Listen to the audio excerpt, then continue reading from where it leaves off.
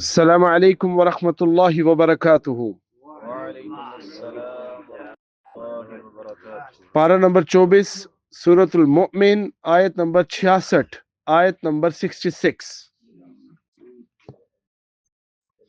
أعوذ بالله من الشيطان الرجيم أعوذ بالله من الشيطان الرجيم بسم الله الرحمن الرحيم بسم الله الرحمن الرحيم قل إني نهيت قل إني نهيت أن أعبد الذين أن أعبد الذين تدعون من دون الله تدعون من دون الله لما جاءني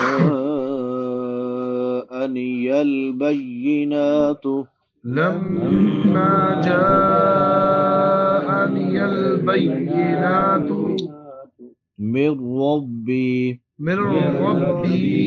وأمرت أن أسلم لرب العالمين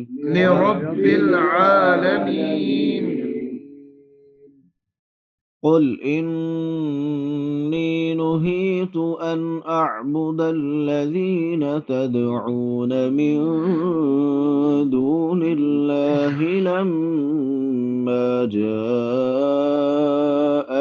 البينات من ربي وأمرت أن أسلم لرب العالمين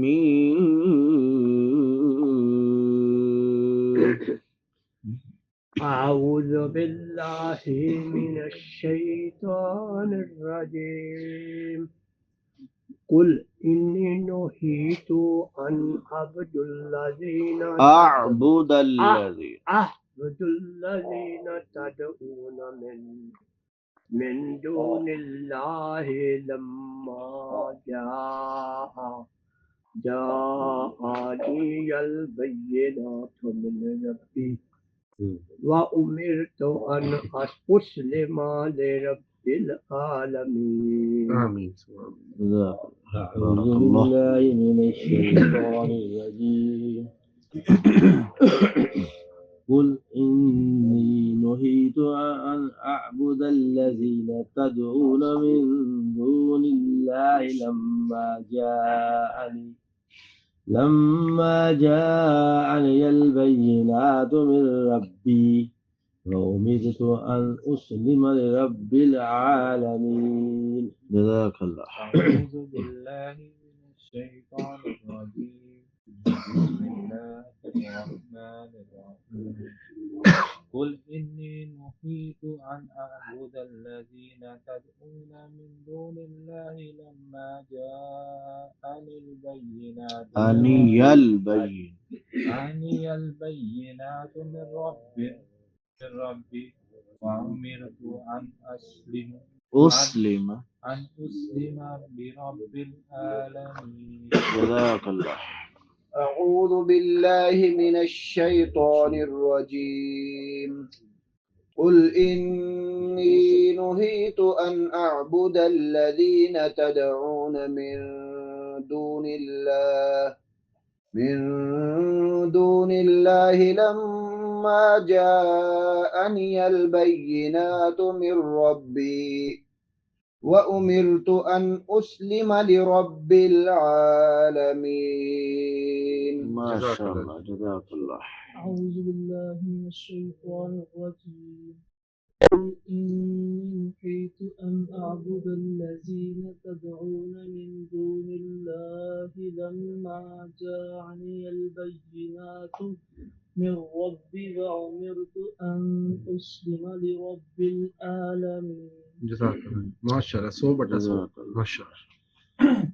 قل إني نهيت أن أعبد الذين تدعون من دون الله لما جاءني البينات من ربي وأمرت أن أسلم لرب العالمين. جزاك الله بارك الله. قل إني نهيت أن أعبد الذين تدعون من دون الله لما جاءني البينات من ربي وأمرت أن أسلم لرب العالمين. جی یاسر بھائی. أعوذ بالله من الشيطان الرجيم. قل إني نهيت أن أعبد الذين تدعون من دون الله لما جاءني البينات من ربي وأمرت أن أسلم لرب العالمين. جزاک اللہ ماشاء اللہ. جی نانے. أعوذ بالله من الشيطان الرجيم. قل إني نهيت أن أعبد الذين تدعون من دون الله لما جاءني البينات من ربي وأمرت أن أسلم لرب العالمين. جزاک اللہ. أعوذ بالله من الشيطان الرجيم. قل إني نہیت نهيت أن أعبد الذين تدعون من دون الله لما جاءني البينات من ربي وأمرت أن أسلم لرب العالمين. جزاک اللہ. أعوذ بالله من الشيطان الرجيم. قل إني نهيت أن أعبد الذين تدعون من دون الله لما جاءني البينات من ربي وأمرت أن أسلم لرب العالمين. جزاک اللہ بارک اللہ.